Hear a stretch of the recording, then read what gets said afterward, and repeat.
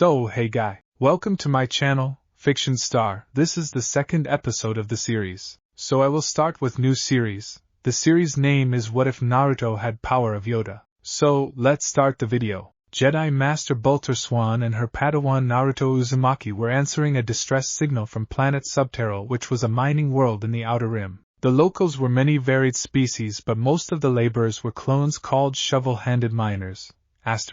The Subterral government needed a delivery of vaccine from planet Kamino to solve problems the miners were having, and the two Jedi made several trips hauling loads of vaccine between the two worlds. Their emergency job done, the two Jedi landed on Kamino in their T6 shuttle in hopes of taking a break before heading back to the core worlds.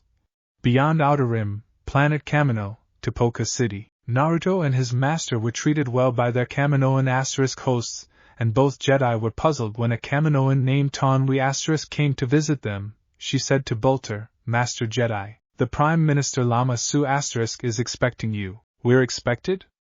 Asked Master Swan. But of course, replied Tonwi, he is anxious to meet you. After all these years, we were beginning to think you weren't coming. Naruto and Swan were both puzzled when they found out a clone army was being grown for the Republic, and were even more confused when they found out the late Jedi Master Sifo Dyas * had ordered them in the name of the Galactic Republic. As confused as they were, the Jedi pair inspected the clone facilities and couldn't help but be both awed and impressed. Naruto looked at a fully formed clone that was dead lying on a table. Judging by the Kaminoans around the stand and their tools around the body, they were performing an autopsy on the clone. What happened here? Asked the blonde. As embarrassing as it is, that particular clone was defective and had to be terminated, explained Lama Su. How was it defective? Asked Master Swan. Tonwi pointed to the wall at a chart showing the defective clone's body. This clone's behavioral modification chip was faulty and it turned upon us. The other clones terminated it, however, so as you can see they are obedient without question. Bolter's brown eyes widened. Behavioral modification chips are forbidden in sentient beings within the Republic. Tonwi smiled gently. But we are outside of Republic space, Master Jedi. Your own Master Sifo Dyas ordered them installed to safeguard against the betrayal of rogue Jedi. Naruto and Bolter glanced at each other. Naruto said, Master Sifo Dyas was mistaken. Can the biochips be removed? I fear they could be hacked or worse. Sifo Dyas did not understand these things well. Lama Su sighed. To remove them would destroy the existing clones and would cause a prohibitive loss of time and money. Can future clones be produced without these chips installed? Asked Master Swan. The Republic will accept the initial batches of 50,000 with chips if this can be done. Perking up, Lama Su said, well, the customer is always right, as they say. That we can do. It will also save expenses in the long run, as behavioral modification chips are quite expensive to install. There will need to be some waivers signed, of course, and legal fees. Master Swan smiled and replied, the legal fees are not an issue, with the money saved on the biochips not being installed. I'm sure the losses will be recouped in no time. This will only be seen as a fine-tuning rather than a moral matter to the Republican Senate. I see we understand each other, said Lama Su amiably. The biochips come from an outside source, Master Swan. What do you want done with the excess? Can you recycle them into useful materials? Asked Naruto. Of course we can, replied Tonwi. We still have millions of them though. Then break the biochips down into something of use, said Naruto. We will contact their manufacturer to cancel future production. That contract is an entirely separate issue, so simply dispose of them as they come in. In that case, let us proceed with the paperwork after we complete the inspection, replied Lama Su. It took hours to get everything discreetly signed over, but once the work was done, Naruto and Bolter reported into the Jedi Council without further delay. They had no idea that they had defused a ticking bomb planted by the Sith Lord Darth Sidious that might just change the future of the galaxy. Time skip. Year 23 BBY. Core Worlds, Planet Coruscant, Galactic Senate District, Senator Amidala's penthouse. Senator Padme Amidala of Naboo was assessing her situation. She'd been a senator for 4 years now and was facing a crisis. The separatist movement started by Count Dooku was a threat to the Republic, and Padme had been very vocal about it. She'd already had one attempt on her life as a senator, and now was getting threats of another. The question was who was behind the threats. The Trade Federation came to mind, but they were part of the separatist movement, and weren't involved directly in Senate politics anymore. Senator Amidala spoke to Chancellor Palpatine earlier that day about it, and the Supreme Chancellor was alarmed. Flashback. Sheev Palpatine said to Padme, "My lady, for you to be exposed to such dangers is unthinkable to me. I feel that you've been put in danger for being on the Loyalist Committee, **. Master Yoda and the Jedi Council have long been friends of mine. Let me call upon them. I'm sure with their considerable wisdom they can solve this problem. Let us seek their expertise on the matter. After losing Master Kagan on Naboo, I doubt the Jedi would want to touch an issue involving me," replied Padme. "Kagan Jinn was a hero that died for what he believed in," stated the Supreme Chancellor. "I'm sure he wouldn't hesitate to help you if he were here." Senator Amidala was torn on the matter. "What about our own security forces?" "My lady, this is the sort of battle that we of the Senate simply cannot fight in," implored Palpatine. "Let the Jedi Knights fight in their own arena. I assure you that if anyone can solve this mystery it is them." Flashback. And now the Jedi were involved and Padme hoped it could all be resolved peacefully. Jedi Grand Temple. It had been a year since Naruto and Master Swan visited Kamino. The 21-year-old blonde had passed his trials and was now a full Jedi Knight. He was walking together with his master discussing their next mission. "So in essence we are babysitting yet another politician with a price on their head," said the blonde. "She's pulled magical political strings and here we are. This is the reason I distrust politicians of all kinds." Master Bolter Swan shook her head and grinned at Naruto's ranting.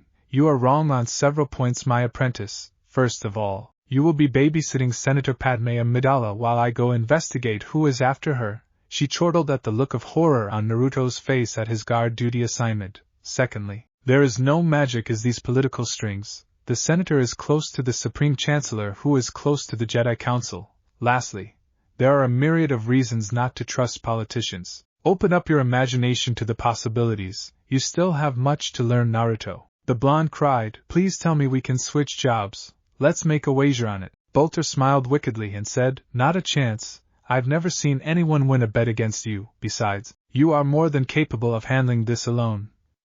On an unconnected note, I'm very proud of you, Naruto. You are turning out to be a splendid Jedi Knight." Senator Amidala's penthouse. The master and apprentice arrived at the Naboo senator's residence, and were welcomed by her head of security, Captain Gregor Typho **, and a handmaiden named Verse **.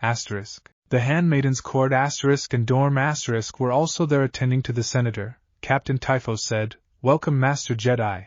I'm Gregor Typho, the captain of Senator Amidala's security. My lady has received some serious death threats, and we all hope you can deal with this issue quickly." The two Jedi lowered their hoods and Bolter replied, "It is our pleasure to make your acquaintance, Captain Typho. I'm Jedi Master Bolter Swan and this is my apprentice, Jedi Knight Naruto Uzumaki. We will do everything in our power to find out who is behind this and stop them." Padme came out of her room and saw the two Jedi. They looked so young, she thought. "I was expecting someone older like Master Kagan." "I bid you greetings," Padme said cordially. "I am Senator Padme Amidala of the Kamal sector." The two Jedi bowed in respect before continuing. Bolter said, "Please tell us about the nature of these threats, Senator Amidala." "I understand your situation. My apprentice Naruto will be guarding you, Lady Senator," explained Master Swan. "In the meantime I will be investigating the threats to your person. I sense this issue will be resolved very quickly." At that point a high-penetration blaster bolt shot through the transparisteel window aimed at the back of Padme's head. The two Jedi moved as one with such speed that Padme was in the floor with Naruto atop her while Master Swan deflected blaster rifle bolts out of the penthouse and back towards the shooter. The shooting stopped as suddenly as it started and Bolter deactivated her lightsaber. "Right," said Master Swan. "I'll be off then, Naruto. Help the senator and her party to safety. And so help me, if you start motorboating Senator Amidala like you did the Queen of Alderaan *. "Aw, you're no fun, Master," thought Naruto with a mental giggle, hearing a mental growl from Swan that would have made any Sith Lord proud. The whisker-faced blonde pulled his face out of Padme's lovely assets and said, "All right. Everyone stay low and crawl quickly towards the hallway. Hurry now." Senator Amidala and her party were too shocked to completely realize what was going on and regrouped in the hall. "Where's Master Swan going?" asked Cord. "She's off after the shooter," explained Naruto seriously. "We need to call security and get Senator Amidala to safety. Let's take the elevator down." Roof of Padme's penthouse. Master Bolter Swan emerged on the roof of the apartment high-rise and reached out with the force to feel around her. She sensed the great pain the sniper was in as well as anger, and homed in on it. Walking out to the edge of the high rise, the Jedi Master leapt off the rim and landed on the back of a transport only to use it as a springboard to flip over to a speeder, and then another and another. With a combination of parkour, acrobatics and death-defying grace, she hopped through traffic and landed on the building the sniper was still on. Bolter was smiling at the adrenaline rush as she closed on her target. Stuck in traffic below was none other than Jedi Master Obi-Wan Kenobi and his Padawan Anakin Skywalker. They saw Bolter vault over some speeders above them, and Anakin said in awe, "Was that Master Swan?" Obi-Wan looked up and chuckled. "That was Bolter Swan all right, graceful isn't she?" Then his face turned grave. "You and I won't ever be doing anything like that, so banish those thoughts from your head, Anakin." Skywalker looked sullen. "Yes, Master. Should we follow her?" Master Kenobi shook his head. "If she needed help she would have called us mentally when she waved hello to us." "I still think leaping through traffic like that would be wizard, Master," said the 18-year-old Padawan. Obi-Wan looked a bit green. "It would also be tantamount to suicide." Up above, the wounded Neon * sniper finished bandaging his wounded side. "I can't believe that damned Jedi woman deflected the rifle bolt back and hit me," he thought aloud. He hobbled over to his speeder, and saw Master Swan land on the building behind him in disbelief. He pointed his blaster at her and screeched, "Not one step closer." She had a gleam in her eyes as she ignited her green lightsaber. Swan said, smiling, "You don't seem so eager to fire now. Good choice. Are you going to surrender?" "Never!" he yelled as he slammed the throttle forward on his speeder. He didn't notice Bolter dart a tracking device on the back of his armored jacket as he roared off. "He ran away," she said. "I guess I'll have to pursue him." The Jedi Master looked at her tracker and thought, "He won't get too far away wounded like that. I guess I'll just call a taxi." Senatorial high-rise building. Taking the elevator down seemed like a good idea at the time, thought Naruto wistfully as he bypassed the sabotaged control panel circuits on the lift. Normally he would have enjoyed being stuck on an elevator with 4 beautiful young women, but having Captain Typho there was a definite turn-off. That, and they were plunging deaths, of course. The blonde could sense the surface thoughts and emotions of those around him through the Force. Captain Typho was keeping a cool demeanor but was concerned that they were all going to be reduced to some sort of pate. As for Dorm, her primary concern was keeping her lady safe. Her security training kept her level-headed. The Jedi thought she was most admirable. Cord was praying to any god that would listen so that she wouldn't throw up and make a fool of herself before she died. The whisker-faced blonde decided not to dwell on that.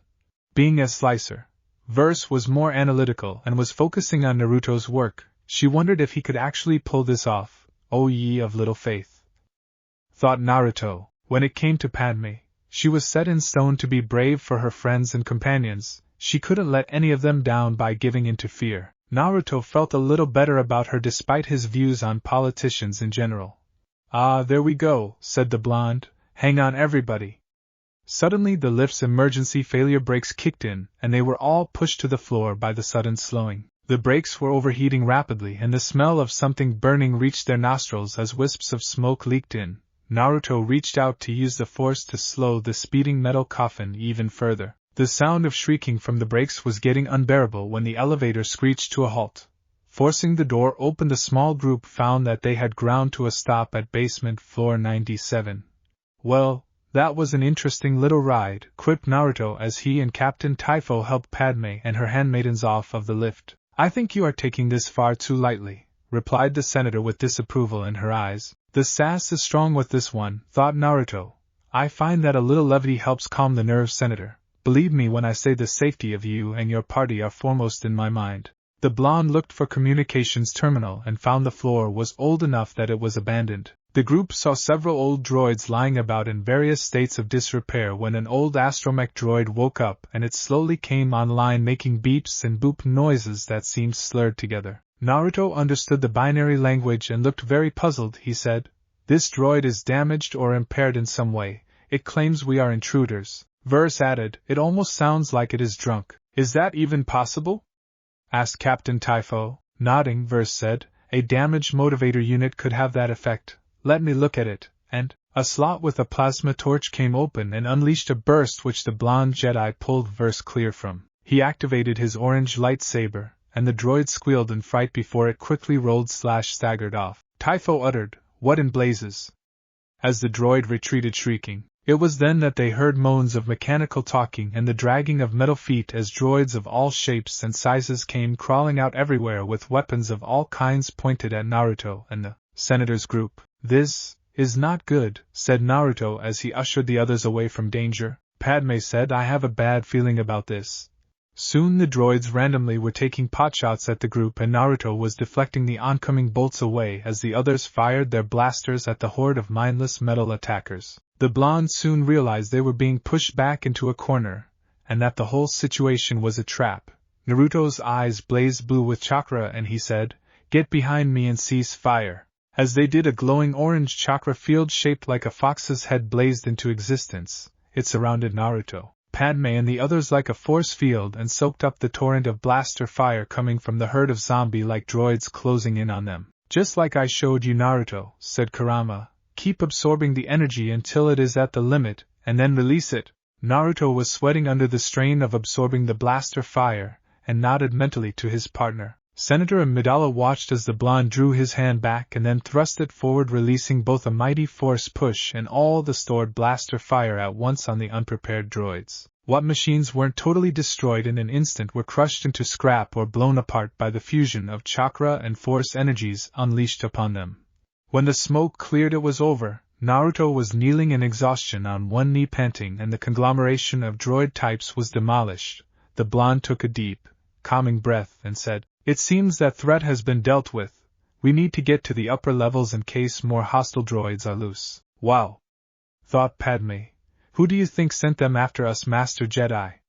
she asked. Naruto slowly stood up and dusted himself off. "I would surmise that those droids have been down here on their own for years, Senator. They probably would have attacked us regardless of who we were. Unfortunately, I have no proof either way." He pointed at the smoking pile of debris that was once a mob of haywire droids. "There is no way that a slicer is going to get much evidence out of that." "What about the Trade Federation?" asked the senator. "They often use droids." Naruto looked deep in thought. "It's possible, but it seems a little too obvious to me. Regardless, getting out of here is more important at this juncture." Captain Typho was forced to agree. "The best thing we can do is get you to the safety of the upper levels, my lady.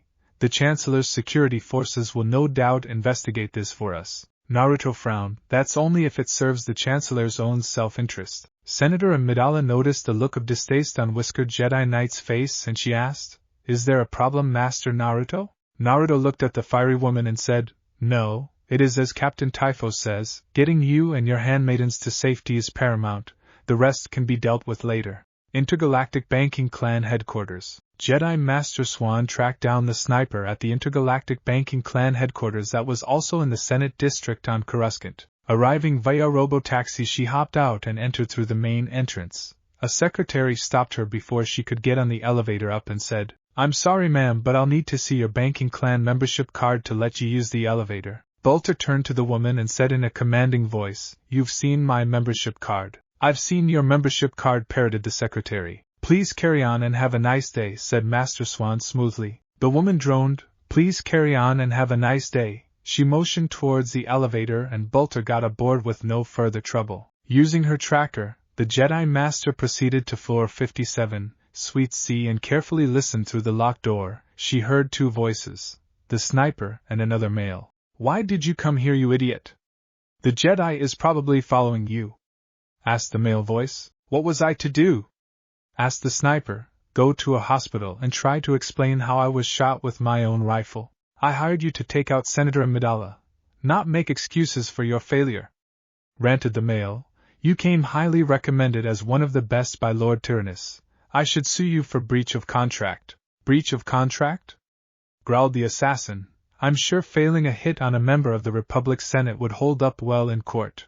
Having heard all the evidence she needed, Master Swan used a force push to pry open the door and said, "Jedi business, do not move," in a commanding tone. The assassin just held his hands up in surrender, but the other male, a Mun banker, pulled a small blaster and fired 3 shots at the Jedi. Bolter deflected the bolts with her hand before pulling the blaster away from the banker using the force. "Are there any other acts of stupidity you want to commit before I take you in?"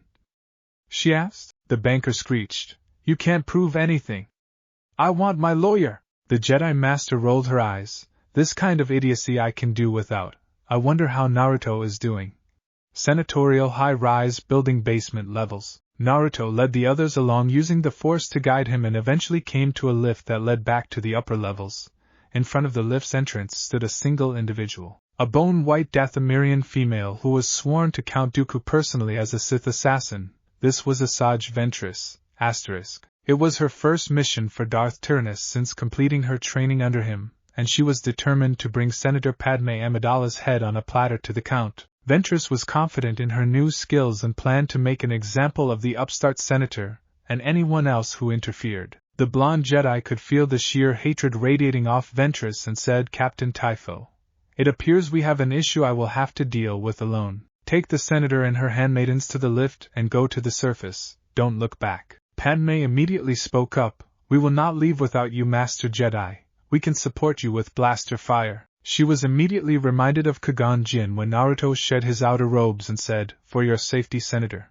Please do as I say, Typho. Attend to your mistress's safety above all else. He turned to Ventress and asked, I don't suppose you'll let my charges pass freely, will you? Ventress activated her twin red lightsabers and snarled, You are dead, Jedi. Naruto activated his orange lightsaber and said, You are straightforward, I like that. He slid into his QB style and bared his lengthened canines. Then he exclaimed, Let's get wild. The last thing the Sith assassin was expecting was a peace-loving Jedi to use the Geo style and attack her with a ferocity second to none.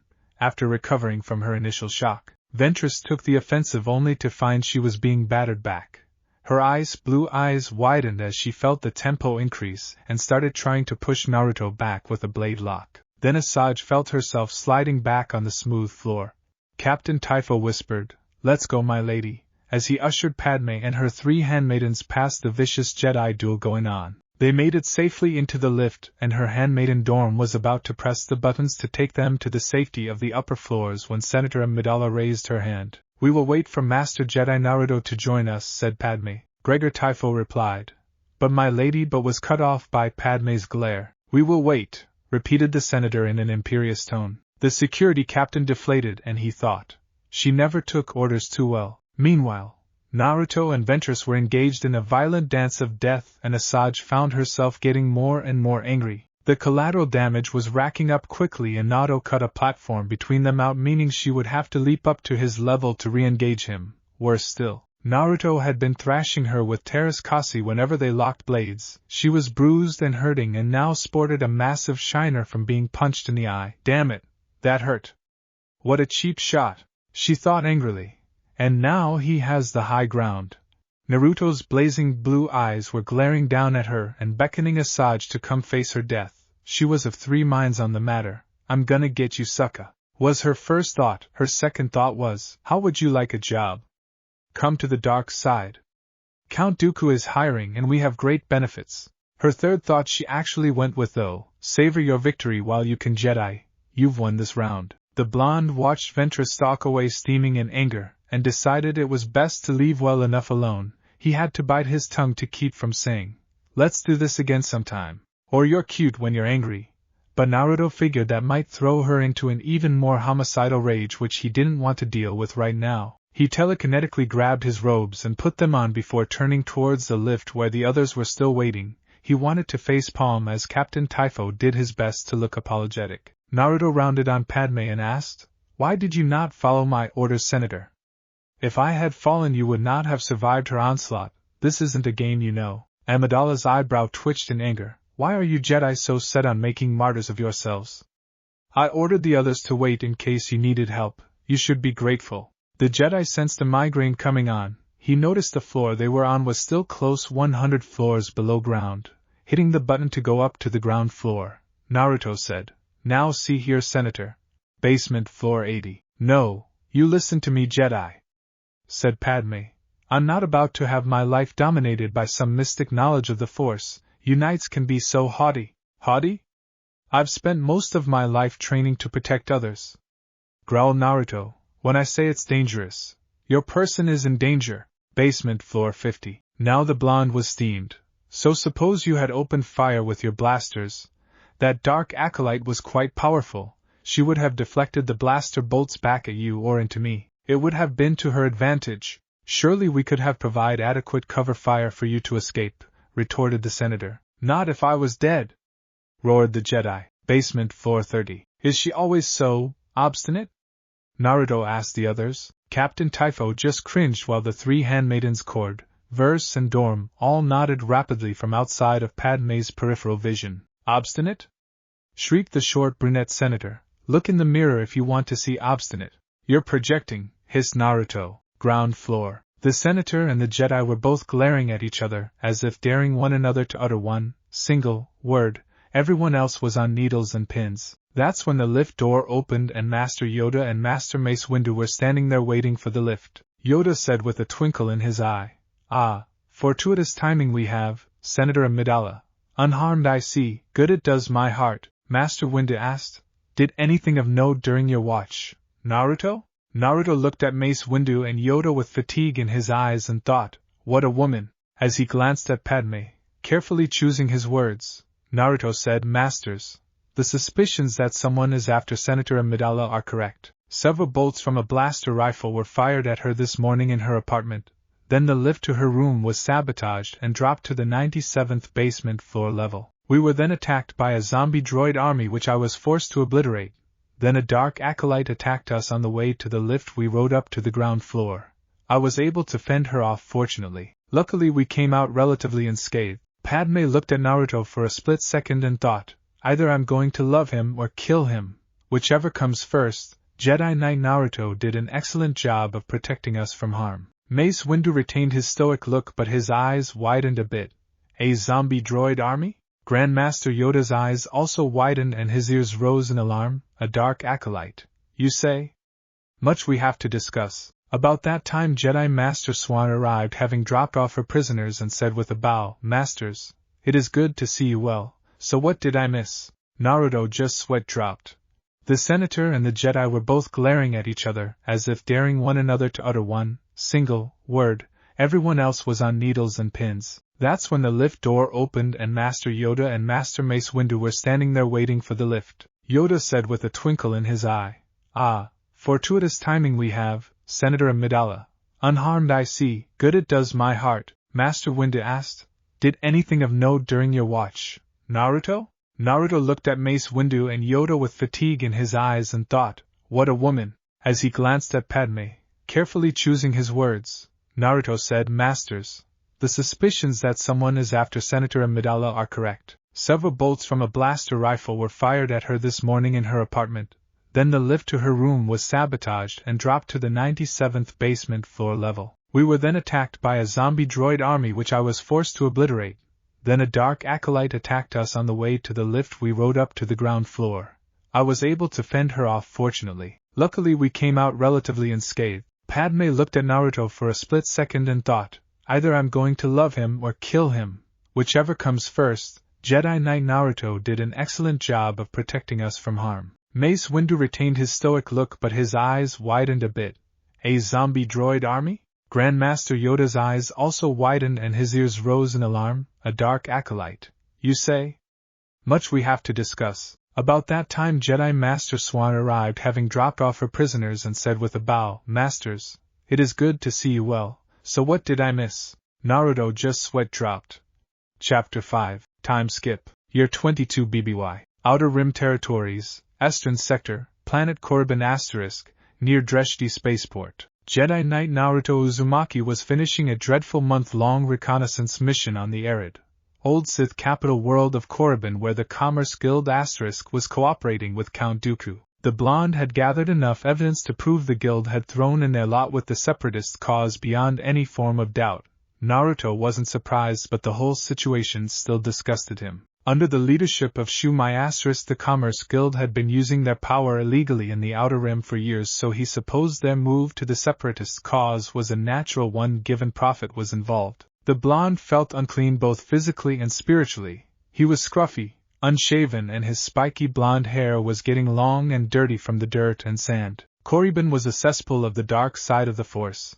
It gave him a sickeningly sweet feeling that was revolting and alluring at the same time. Naruto was both tempted and repelled by the darkness of the twilight-filled landscape. Worse still were visions he'd been having on the distorted world thanks to the nearness of the Valley of the Dark Lords that was haunted by Sith spirits, who tried to lure the blonde into the valley itself. They promised him power and knowledge beyond comprehension, but Naruto was wise enough to simply avoid the trap that so many Force users had fallen into before. The young Jedi Knight also had visions of a war on the desolate planet called Geonosis on the last night he spent on Korriban.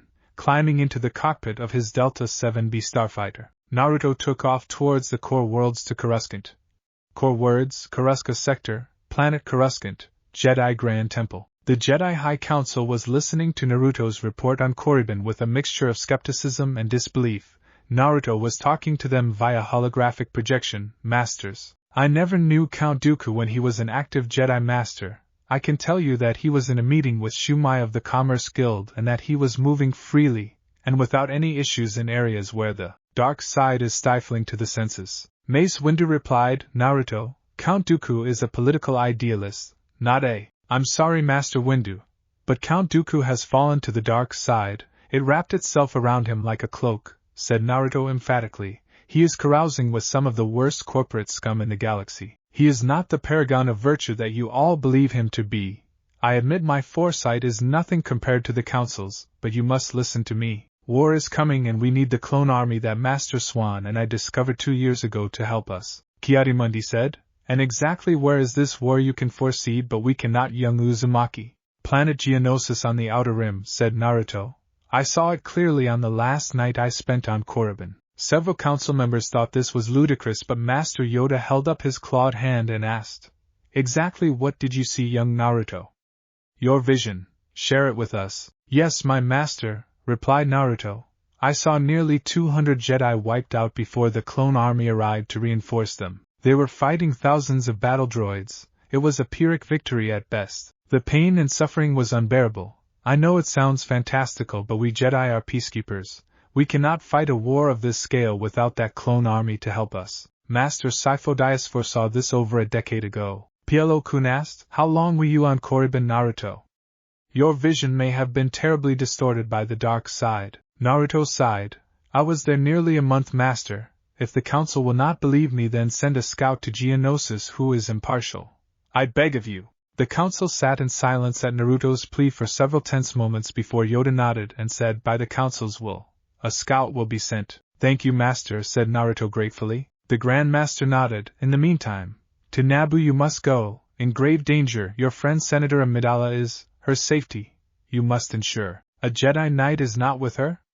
Asked the blonde. Mace Windu said, Young Skywalker is with her. His inexperience is showing, though. You can both guide Anakin and recover from your experiences on Korriban on planet Naboo. The Council's decree this is, said Yoda. May the Force be with you.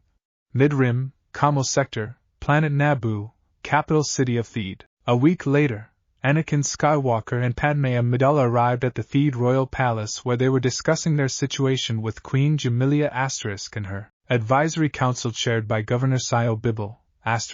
In the meantime, we must consider your own safety, said the Queen to Senator Amidala. Bibble asked, What is your suggestion, Master Jedi? Padme smiled. Oh, Anakin is not a Jedi yet. He's still a Padawan learner. But I was thinking. Hold on a minute, interjected Anakin with a frown. Excuse me, retorted Padme sternly. I was thinking I would stay out in the lake country. There are some places out there that are very isolated. And excuse me, but I am in charge of security, my lady, said the Padawan angrily. Sio Bibble and Queen Jamilia glanced at each other dismayed, and Bibble said, Begging both your pardons, but I meant that, Master Jedi, as he motioned beside them. The currently bearded Naruto was standing there plain as day. He said, Hello there, Senator Amidala. Anakin, it's good to see you both so spirited. Naruto Uzumaki? Asked the Padawan in shock. How long have you been here? How did he sneak up on me? The blonde grinned and said, I've been here all along, just watching the show. Padme smiled widely and exclaimed, Naruto. It is so good to see you. What are you doing here? Then she came over to him with an appraising eye and said, Lose the beard, it makes you look old. Naruto's sweat dropped. In answer to your questions, I'm recovering from my last mission and I'm here to help Anakin keep you safe, Senator. That and I've been growing this incredibly sexy beard. Senator Amidala titled her head to the side and said, "An incredibly sexy beard that needs to be shaven off." The Jedi shrugged and looked at the Padawan. "Unless you have a better idea, Anakin, I think it would be wise if we took advantage of the Senator's knowledge in this instance. This is her home, and if Lake Country is secluded, then so much the better." Skywalker put on a fake smile and said, "Sorry, my lady. Lake Country it is." "Perfect. It's settled then," said Queen Jamilia with a grateful nod towards Naruto. Beyond Outer Rim, planet Kamino, Tipoca City, having only a Kamino saber dart as evidence, Obi-Wan Kenobi was pursuing the sole clue he had on the bounty hunter after Senator Padme Amidala. It led him to the planet Kamino, where Jedi Master Bolter Swan was temporarily the acting liaison for the Jedi Order. Obi-Wan landed during a torrential rainstorm and found Master Swan waiting for him at the landing pad entrance. She looked at Kenobi's drenched appearance and said with a smirk, "Welcome to Tipoca City, Obi-Wan. I've been expecting you. I received your transmission and have found that there is a bounty hunter residing here. He's the genetic template for the clone army and goes by the name Jango Fett." Master Kenobi asked, "Do you have any background on him?" Bolter replied, "Not much. He keeps to himself. Jango Fett has an unaltered clone of himself named Boba Fett for a son and uses Mandalorian weapons and armor. He has a reputation of being one of the best bounty hunters in the galaxy. I can't tell you much more as I've never actually met him. I'm sure that the Kaminoans could set up a meeting for you though. Do you want me to join you?" "No," said Obi-Wan, "you already have your hands full with your duties here. I just want to talk to this bounty hunter and find out who hired him. Hopefully it won't resort in a violent conflict of interests." "I wouldn't count on it," said Bolter. "I'll keep my communicator active just in case. Actually, I have a better idea. I'm going to set a tracking device on Fett's ship while you go talk to him." Shortly thereafter, Bolter set the tracker up on Fett's ship while Master Kenobi talked to Jango Fett about the clone army. By the time Obi-Wan came back to inform her, he talked to the bounty hunter. Fett was in the process of leaving. "What did you find out, Obi-Wan?" asked Master Swan. Kenobi replied, "I asked Jango Fett about the creation of the clone army and the details surrounding how he met Jedi Master Sifo-Dyas. All he told me was he had never heard of anyone named Sifo-Dyas, and that he was recruited by someone called Tyrannus. Then I asked him if he'd been to the core worlds recently, and he got evasive, so I departed. I would say it was all conducted on very civil terms." Bolter's tracker came online and she said with a grin, "Looks like Fett is already flying the coop. You must have left quite an impression on him." "And it looks like I have a bounty hunter to catch," said Obi-Wan. "May the Force be with you, Master Swan." Swan waved and replied, "And with you, Master Kenobi." Mid-Rim, Kamo Sector, Planet Naboo, Lake Country. Naruto found himself in a strange situation. He felt himself relaxing a bit as all of the spiritual tension that had built up in him on Korriban bled off, yet at the same time his clarity in the Force seemed much greater now. I sensed some resentment towards me and even jealousy on Skywalker's part. I don't even know why, but I need to clear the air between us. He looked over and saw Anakin staring heatedly at Padme from a distance, and her glancing back uncomfortably. The blonde Jedi ambled over to the brunette woman and said quietly, "Beautiful country out here on Naboo. Reminds me of when I was herding nerfs back on Renatasia." Padme tried to keep a straight face but couldn't. "You are telling me you were a nerf herder?" "Pfft. That's hilarious." She burst out into laughter. Naruto looked playfully affronted. "Hey, I was a damn good nerf herder. The nerfs all adored me." That elicited another round of laughter from the senator. Naruto felt Anakin's eyes burning holes in his back and said, "Excuse me a moment while I recover my nerf-herding pride, Senator Amidala." She made a shooing motion and called after him, "You are dismissed, O noble nerf herder, and lose the beard." The whole time Anakin had been straining to hear the conversation and was growing angrier by the moment as he sat there. Then he overheard Padme's laughter and her calling Naruto a nerf herder of all things, and his anger turned to puzzlement. Naruto walked up and said, "Come on, Anakin, walk with me. I can tell you are tense even without the Force. What's on your mind, my friend?" He held out his hand to pull the Padawan up, and after a moment Anakin took it. "So you were a real, honest-to-goodness nerf herder?" asked Anakin, snickering as they walked along. "You're a brave man to admit that to a former queen." Naruto chuckled. My sordid past has come back to bite me in the ass again. It's nothing new." Feeling a little more at ease, Skywalker asked, "So what is it you wanted to talk about?" The Jedi Knight looked out towards the horizon and said, "Your infatuation with the Senator is clouding your judgment, Anakin. When I was talking to her I felt your anger skyrocket to the point I thought you were going to go all Sith Lord on me. It's not infatuation, said the Padawan indignantly, it's love. You don't know what it feels like. Obi-Wan doesn't know what it's like. No Jedi do. Naruto sighed. Actually I do know about infatuation. I lusted after an older woman once. I thought it was love at the time, but upon reflection I found that it wasn't. Anakin paused in surprise. Really? What happened? The older blonde shook his head. It was during the war on Renetasia I told you about. She and I were fighter pilots, and we had a couple of trysts. I genuinely thought it was forever at the time. Then she told me she was married and walked out of my life. Skywalker cringed. Ouch. That really sucks. Did you ever see her again? Nope, replied Naruto. I never saw her again, and I never went back to Renetasia again either. I was deeply hurt, empty and lonely. It took time to heal. You need to reflect on your feelings and decide what you really do feel. I can't tell you what to do, but if it's just a childhood fantasy, then you love an ideal in your mind, not Padme Amidala. If nothing else, think about her feelings on the matter. What do you mean? Asked the younger of the pair. What I mean is, does she reciprocate your feelings?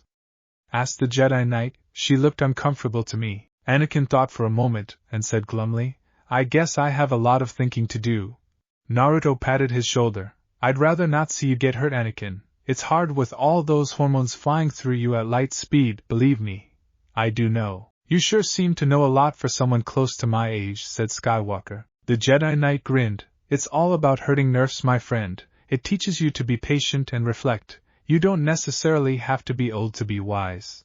Outer Rim Territories, Arcani's sector, planet Geonosis. Coming out of hyperspace, Obi-Wan Kenobi found himself close to the asteroid-filled rings of planet Geonosis. He was even closer to Jango Fett's ship's slave I*, and they ended up in a dogfight among the asteroids. For several minutes they twisted, turned and spun in and amongst the asteroids, with Jango Fett firing seismic charges and everything else he could bring to bear. Eventually the Jedi Master fooled his opponent into believing his ship had been destroyed by a seeking missile. Kenobi was going to follow Fett down to the surface of the planet when he intercepted a transmission from another Jedi on the ground at Geonosis. It was his old friend and fellow Jedi Master Siri Tachi *, who had already landed on the planet as a scout for the Council the day before. There are a multitude of Trade Federation ships down here, Obi-Wan, said Siri.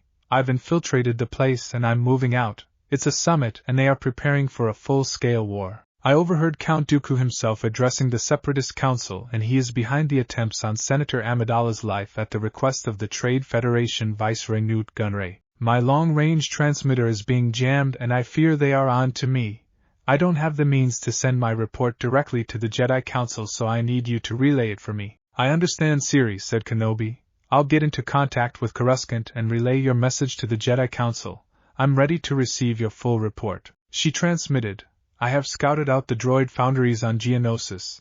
The Trade Federation is to take delivery of a droid army here, and it is clear that Viceroy Gunray is behind the assassination attempts on Senator Amidala. The Commerce Guild and the Corporate Alliance have both pledged their armies to Count Dooku and are forming a wait. She was cut off by blaster fire and the transmission cut out. Mid-Rim, Kamo Sector, Planet Naboo, Lake Country. Naruto awoke feeling a disturbance from Skywalker's room. He heard the younger man cry out for his mother. The whiskered blonde burst into Anakin's room and saw the boy was hyperventilating and immediately went to his side. Anakin saw Naruto there and Padme standing in the doorway. Did he have a nightmare? Asked Padme. I heard him call out. The Jedi placed a calming hand on Anakin and said, Breathe, Skywalker, slow down and breathe. Feeling the Padawan's breathing and heartbeats slow down and even out, Naruto asked, Did you have a vision? The younger man nodded. What did you see, Anakin? It's my mother. She's in pain. Terrible pain. I could see her as clearly as I see you two in front of me, replied the Padawan. I can't stay here. I have to go to her before it's too late. Naruto had mixed feelings, but then remembered his first master Jiraiya saying, Sometimes the Force gives us insights that goes against logic or mandates. It's in that pivotal moment that you either act or live with whatever consequences result, good or bad. Where is your mother now? Asked Naruto. Anakin had hope shining in his eyes. She's on Tatooine in the Outer Rim Territories. I'm going to regret this, said the Jedi Knight. Trust in your feelings, Anakin. You can take my Delta 7B. I will keep an eye on Senator Amidala. The Padawan closed his eyes and shed a single tear. Thank you, Naruto Uzumaki. You don't know how much this means to me. We will wait here for the news from you, said Naruto somberly as he and Padme saw Anakin off. May the Force be with you. Anakin nodded. And may the Force be with you as well. I will call you as soon as I find something out. The fighter soon took off out into space and made the jump to hyperspace. There he goes, said Padme in a worried tone. I hope he'll be all right. As do I, replied the Jedi Knight gravely. He's not ready for this sort of thing. I hope he is able to rescue his mother safely. I fear the worst otherwise. Then Padme's eyes narrowed and she growled. Incidentally, why was there a painting of a naked woman on the side of your fighter? Not to mention the name Booby Trap? Naruto was sweating and replied, It's a tribute to my first Jedi Master Jiraiya, lover of beautiful women. It's sexist and indecent, you pig, roared the brunette. Oh come on, Senator, it's not that bad, said the whiskered blonde. The original name was Milk Wagon Express, but I toned it down. Steam came jetting out of her ears. WHHAET. Just die. Die in the name of every feminist ever born. Naruto thought, I guess that's my cue to run. Core words, Karuska Sector, Planet Coruscant, Jedi Grand Temple. In the meantime, Siritachi's report came into the council as Obi-Wan relayed.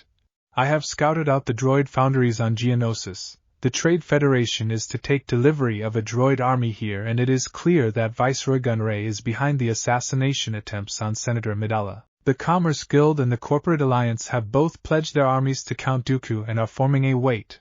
I've been the council saw she was cut off by blaster fire and the transmission cut out. The Jedi Council was alarmed by Ciri's report, and the fact she was captured didn't help calm them down any. More happening on Geonosis, I feel, than has been revealed, said Grandmaster Yoda gravely. Mace Windu frowned and said, I agree. He immediately transmitted to Obi-Wan, Master Kenobi, stay there and relay any further information you can gather from orbit.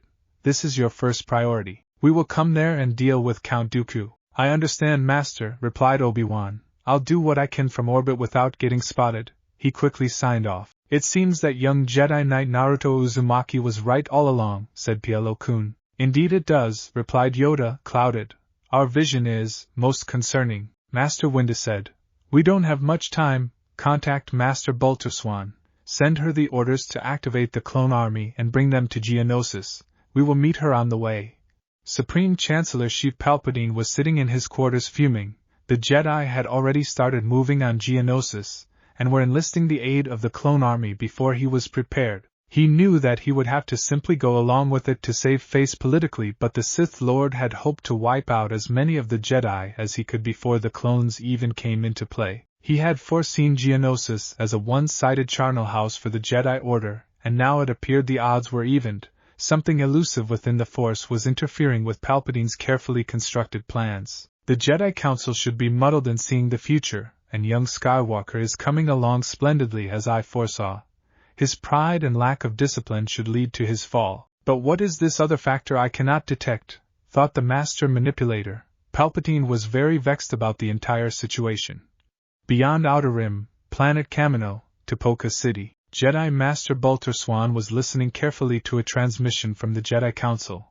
Much to her shock, they wanted the clone army involved yesterday, if not sooner. Mace Windu said, The situation has changed radically, Bolter. We know for a fact that Count Dooku has fallen to the dark side and that he is gathering up a massive droid army on Geonosis. Are the clone troopers ready for combat? Swan bowed and said, I have 192,000 clone troopers fit for combat, and fully equipped.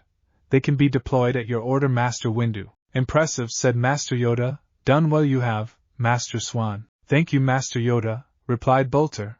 I have 12 Acclamator-class assault ships ready to deploy the clone troopers on standby. Tell me when and where you need them. Master Windu explained. They are needed at grid coordinates R16 at the edge of the Geonosis system as soon as possible. We have just over 200 Jedi Knights ready to join you there. After that, Master Yoda and I will take command directly, and we will begin the invasion of planet Geonosis proper. If we can stop Count Dooku and his fellow separatist leaders now, then we can prevent a full-scale war from breaking out. I understand, Master, said Bolter. The Jedi Councils shall be done. Within hours the 12 massive assault ships were formed up in space with their many escorts, and Master Swan was in the Acclamator command ship Implacable. Seconds later the fleet jumped out into hyperspace. Destination, the Geonosis system. Outer Rim Territories, Arcani Sector, Planet Tatooine, Mos Espa *. Jedi Padawan Anakin Skywalker arrived in Mos Espa and soon located his old owner Yado from when he was a slave. Yado was sitting outside his shop and the two exchanged stilted greetings in Huttese. The Toydarian * was actually happy to see Anakin, but the Padawan was only interested in finding the whereabouts of his mother Shmi Skywalker. Oh yeah, Shmi. She's not mine no more, I sold her, said Yado. You sold her? Asked Anakin. Years ago. Sorry, Honey, but you know business is business, the Toydarian chucked weakly. I sold her to a moisture farmer named Lars.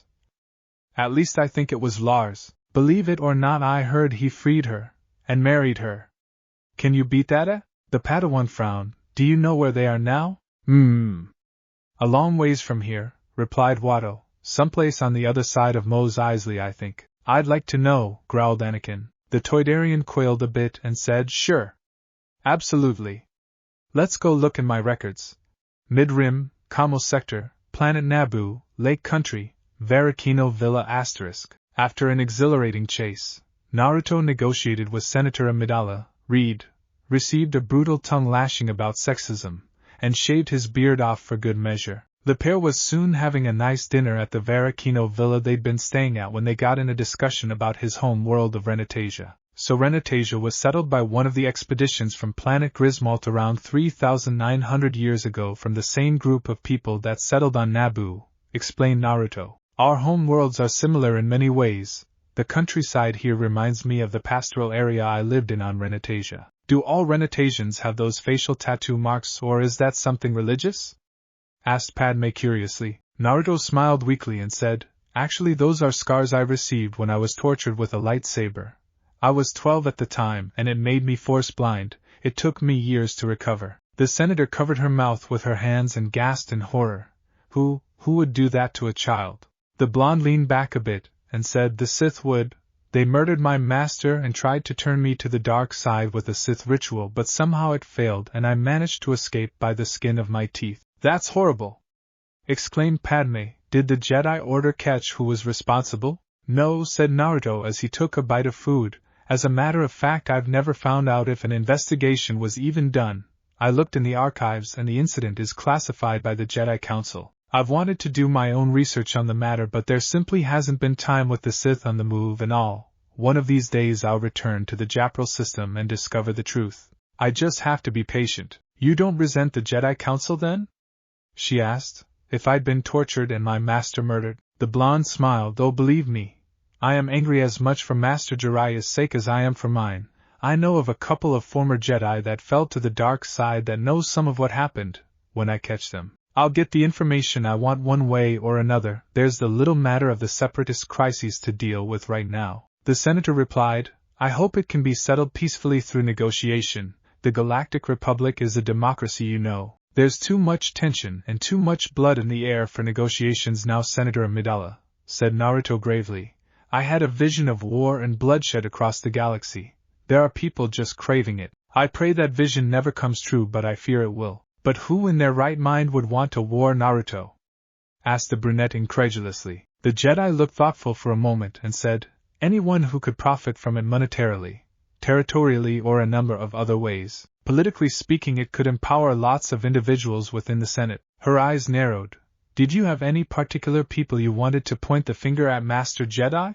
Naruto grinned wickedly and replied, The Military Creation Act * that you so vehemently oppose would grant vast amounts of power to the military-industrial complex for one. The core world's economic slump could be swept away in one fell sweep if a major war broke out. I know you are a very intelligent and shrewd woman, Senator. Surely this has crossed your mind at one point or other. She sighed. It has. That's why I've been trying to rally others to the cause of stopping that act. And you've painted a huge target on your back as a result, he replied. Since you are the core of the opposition, it's an ideal situation for your political opponents to push the Military Creation Act through. She smirked. You've really thought this through, haven't you? I've had a lot of time to contemplate these matters since I was in that little war with the Trade Federation on Renetasia, Naruto said. Naboo had their little war too. If people could understand each other, then we would have peace. Unfortunately, a lot of people don't want that. At least that's what I think. Naruto? She asked. He raised an eyebrow. Yes? The senator smiled. Please call me Padme. Naruto grinned back. All Padme. Outer Rim Territories, Arcani Sector, Planet Tatooine, Great Shot Salt Flat. Anakin Skywalker tracked his mother's location to the Lars homestead, a moisture farm where he was reunited with C-3PO and met his step-brother Owen Lars and Owen's girlfriend Burr White's son. The Padawan was then introduced to Klieg Lars, Shmi's husband. Sadly, the meeting was less than encouraging for young Skywalker, Klieg explained. It was just before dawn that a hunting party of Tusken raiders came out of nowhere. Your mother went out early to pick mushrooms like she always did.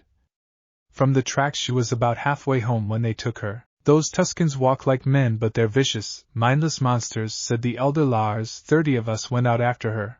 4 of us came back. I'd be with them. But, after I lost my leg I just couldn't ride anymore. Until I heal. I don't want to give up on her. But she's been gone 3 weeks. There's little hope she's lasted this long. Klieg lost his right leg from the mid-thigh down. Due to a trap laid by the Tusken raiders, it forced him to use a power chair in order to move around. Anakin took a deep breath and stood up before leaving the table. He was torn and distraught as to what to do now. He remembered Naruto saying, "Trust your feelings." Anakin looked down and thought, "My feelings are just a mess, but I have to find Mom and bring her back somehow." As the Padawan stood, Owen asked, "Where are you going?" Skywalker replied, "To find my mother." Klieg looked heartbroken and said, "Your mother's dead, son. Accept it." Anakin shook his head and said, "I can't accept it until I have proof. I won't be long." Then he jumped on a borrowed speeder bike and took off into the Junlin Waste * where the Force told him his mother Shmi was. Anakin knew the nomadic Tusken raiders inhabited the vicinity, and was determined to hunt them down. It was shortly after dusk that he came across a Jawa sand crawler, and got directions to the camp of the Sand People. Core words: Coruscant Sector, Planet Coruscant, Galactic Senate Building. Chief Palpatine was giving a grand speech after Junior Representative Jar Jar Binks made a motion to grant the Chancellor emergency powers to deal with the Separatist crisis. "It is with great reluctance that I have agreed to this calling," said the Supreme Chancellor. "I love democracy. I love the Republic. The power you give me I will lay down when this crisis has abated, and as my first act with this new authority, I will create a grand army of the Republic to counter the increasing threats of the Separatists." Amidst the cheers of thousands of senators, Darth Sidious hammered another nail into the gilded coffin of the Galactic Republic. Outer Rim Territories, Arcani Sector, Planet Geonosis. Obi-Wan Kenobi watched as the Republic fleet jumped in and had to admit he was a bit overwhelmed by the sheer numbers and firepower of the ship's troops and fellow Jedi that were there to fight nearly 1,000,000 battle droids. It wasn't long before he was involved above in the biggest dogfight he'd even imagined possible, but sadly the writing was on the wall.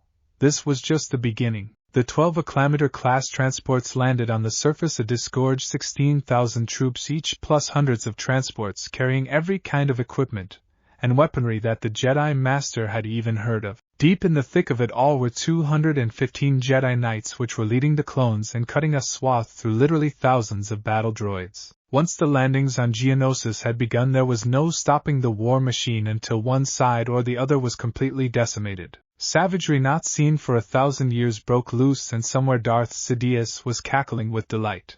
Though it took weeks, the Geonosians were forced to retreat, and an occupation force took over. The planet of Geonosis was out of the war for now, but at a tremendous cost. Nearly 60 Jedi and thousands of clone troopers were lost. Worse still, Count Dooku and the core of the Separatist leaders escaped. It was a Pyrrhic victory at best. Mid-Rim, Kamo Sector, Planet Naboo, Lake Country, Varakino Villa. Naruto Uzumaki was sitting up meditating while Padme was already fast asleep. Something had him on edge. He reached out through the Force and sensed the conflict at Geonosis. "So it's begun," he whispered. It was then that Padme peered into his room with a glass of water in her hand and asked, "Can't you sleep, Naruto?" The Jedi looked up at her beautiful countenance silhouetted in the moonlight and said, "The war has started at Geonosis, Padme. I'm afraid things are going to get a lot rougher from here on out." She looked alarmed at Naruto's crestfallen look and grabbed a hand-held holographic communicator. Turning it on, the headlines * popped up one after the other. Supreme Chancellor Sheev Palpatine has condemned Count Dooku of Sereno and the Confederacy of Independent Systems. A grand army of the Republic has been raised to counter the threat of the droid army serving the Separatist cause. An enormous battle has broken out in the Geonosis system between the Galactic Republic and the Confederacy of Independent Systems. Thousands of troopers of the Grand Army of the Republic have been lost already, and the Geonosians have likewise lost thousands of battle droids from their army. The Jedi are aiding the Republic forces, but it is very unclear who is winning this titanic battle at this point. The recent turmoil which occurred on planet Ando has left the galaxy staggered and the Ando system seceded from the Galactic Republic, joining the Confederacy of Independent Systems.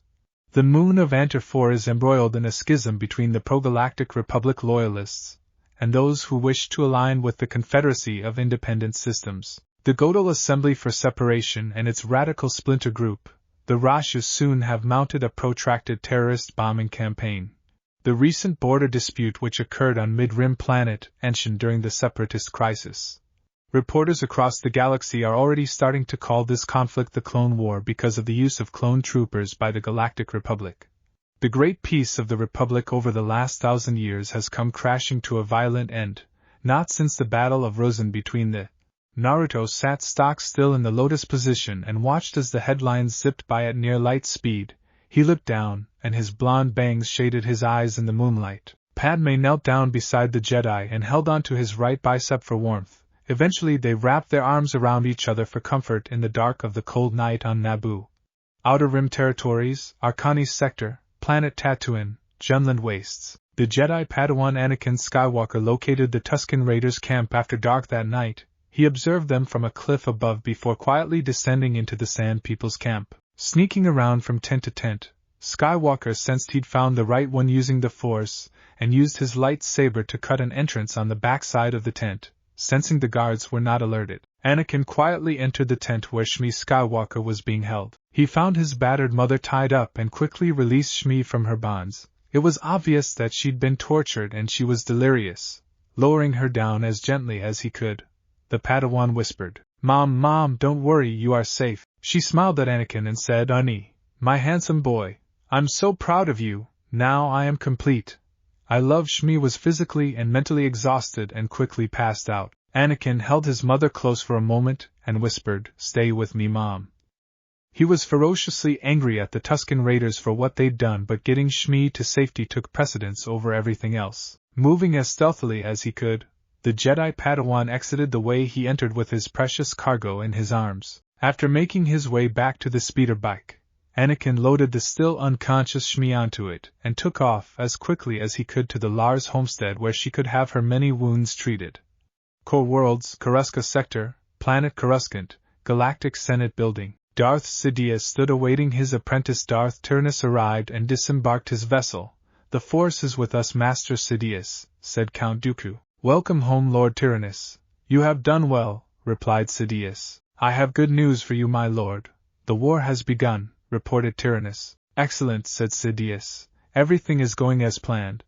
Core Worlds, Coruscant Sector, Planet Coruscant, Grand Jedi Temple. Grand Master Yoda, Master Mace Windu and Master Obi-Wan Kenobi were discussing the recent events at the Jedi Temple. "Do you believe what Count Dooku said about Sidious controlling the Senate?" asked Obi-Wan. "It doesn't feel right." Yoda replied, "Join the dark side. Dooku has lies, deceit, creating mistrust are his ways now. Nevertheless, I feel we should keep a closer eye on the Senate," said Mace Windu. "I agree," assented the Grand Master. Kenobi said, "I have to admit that without the clones it would not have been a victory." "Victory?" asked Yoda incredulously. "Victory, you say, Master Obi-Wan. Not victory. The shroud of the dark side has fallen, begun. The Clone War has." Outer Rim Territories, Arcani's Sector, Planet Tatooine, Great Shot Salt Flat. Anakin Skywalker arrived back at the Lars homestead by the next morning and rushed his mother inside where the family could take care of her. It would be months before she fully revered, but Shmi was alive, and to her family that was the greatest gift of all. Klieg was holding Shmi's hand as they talked, and Anakin transmitted the news to Naruto and Padme. "You have no idea how happy I am," said the Padawan. "If I'd been even a few days later, then she wouldn't have survived." "That's wonderful news!" exclaimed Padme. "You don't know how happy we are for you." Naruto nodded in the holographic projection and said, "It's an immense relief knowing that everything turned out well, Anakin." Skywalker smiled happily but then frowned. "Obi-Wan would never have let me go." "You don't know that," said Naruto. "Don't worry about what could have been. Focus on what is. I know that Master Kenobi would be very happy for you. Anakin nodded but seemed disgruntled still. He asked, "Did anything happen I need to know about while I was here on Tatooine?" Padme lost her smile and said, "A war has broken out between the Galactic Republic and the Confederacy of Independent Systems. Thousands have perished on Geonosis already." The Padawan's eyes opened wide. "What?